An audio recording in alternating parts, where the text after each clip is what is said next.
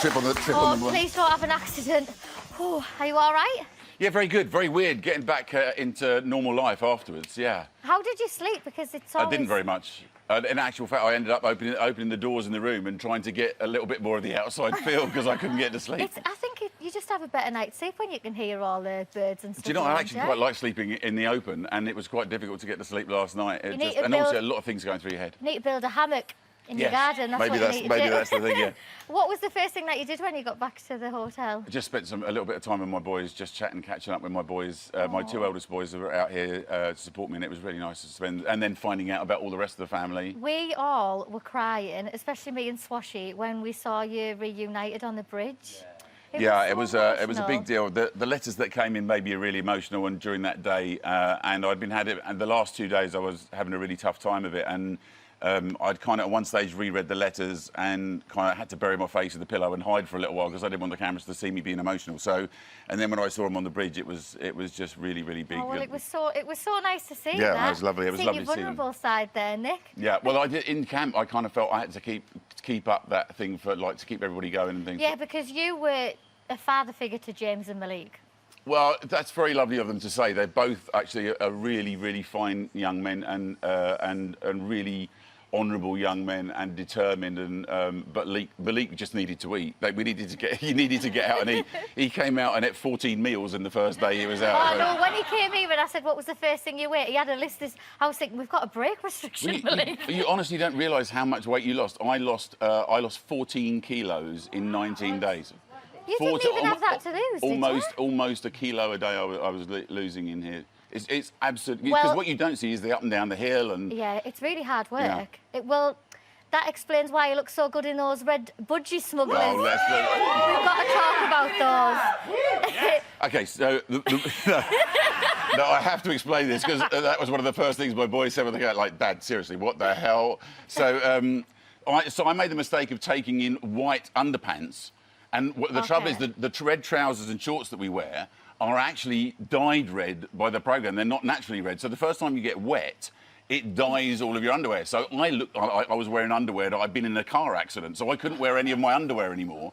So the only thing I had was those. And after 3 days, everything else is soaking wet. In the end, I was like, do you know what, sorry. We just thought you were doing it to get the housewives, but... Really? Hardly. It's Come on, Nick, don't be so hard on yourself. Well, those red pants also featured quite heavily in your workout routine. Let's have a look.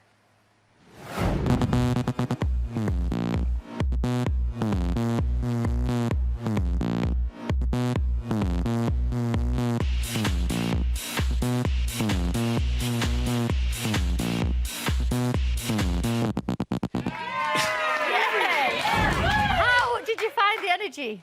Do you know what? I can be honest, and I can tell the truth about this now, because there's a lot of press speculation going on back at home as well. So 7 days before I came in here, I actually did a lot of damage to my neck and shoulder. The programme were great. I went to Harley Street. I had a big MRI. They discovered that I'd compressed 2 vertebrae in my neck and I'd ripped 2 tendons in my shoulder. I got Bob, who's the camp doctor, has been looking after me. I had cortisone injections in it before I went in there. And whilst I was in there, every day I was talking to Bob, and he was saying the only thing, you've got to either attack it.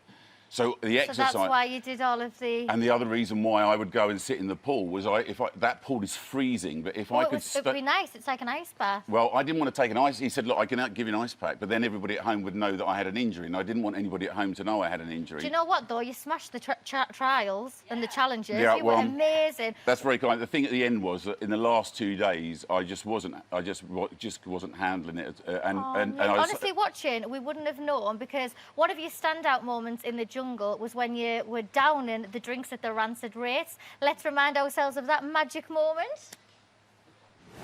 I'm relying on you guys for balance. It's Bug City in here. Forget about it. Ignore everything else that's going on around you. Hang on a second, have I got something in my hair? On his face. Oh.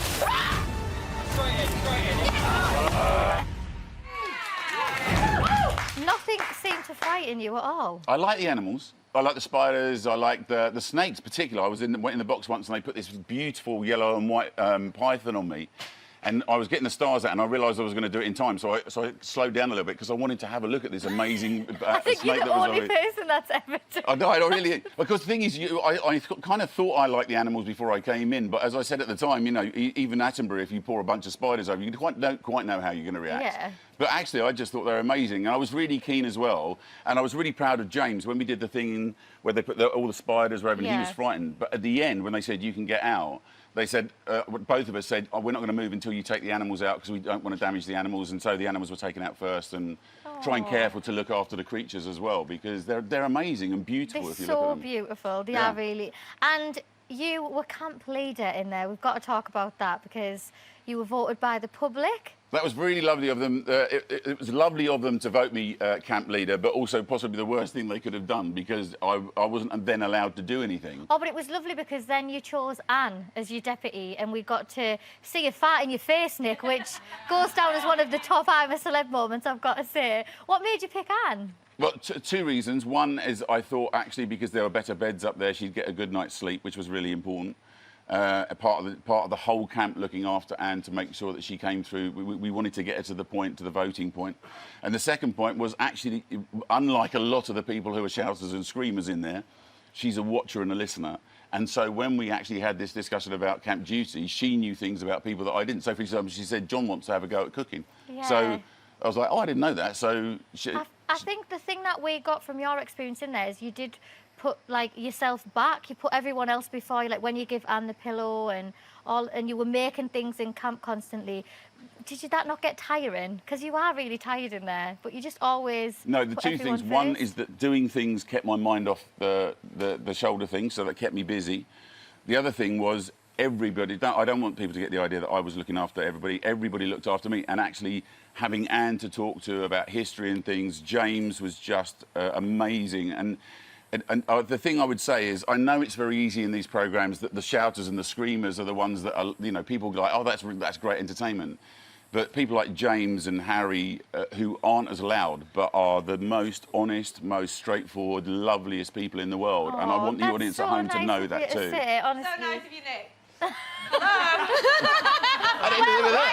We're watching you for the last 2 weeks and nobody leaves our show empty-handed. So we got you a little something for the next time. You need to collect some water. Woo! There you go. Just in case your other ones are already wet. Well, that's going to bring me a whole new audience, isn't it? Oh, you're an absolute legend. It's Nick, everybody.